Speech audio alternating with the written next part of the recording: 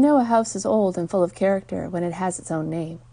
This house in Wedgeport is called Jacques, named after one of the residents who lived there over 60 years ago. This is originally called Chez Jacques.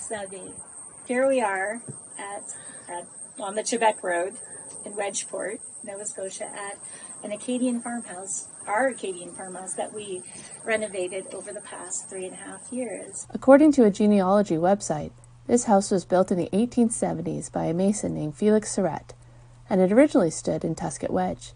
It was moved here to Wedgeport after his second marriage. At the time Jacques Pothier lived there in the 1950s and 60s, it was a busy house. Current owner Kellyanne Land said she discovered from neighbors that the community's first TV was here, and the pond across the road was a very popular spot back in the day.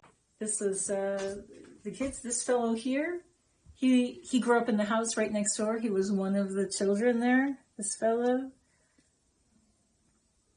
Jean Couture, and his wife, they live a few houses down the way. He grew up next door. Land bought the house 3 years ago. At that time, it had been abandoned for about 7 to 10 years. Land and her husband Lee have been working tirelessly to save this Acadian farmhouse. She said it's crucial to save these old Nova Scotian houses. I love history. Like I said, I love architecture. And I feel it very important to preserve history and architecture. He talks about the people and the place of this land, and we see that being replaced with processes and things that are not quite the same anymore. The wood's different.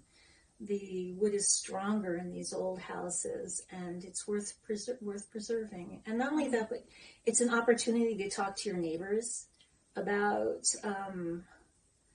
the history of this place, and they tell you about who grew up here, how meaningful it was, the kindness of the people, the struggle of the people, things like that. In Wedgeport, I'm Jen Taplin for the SaltWire Network.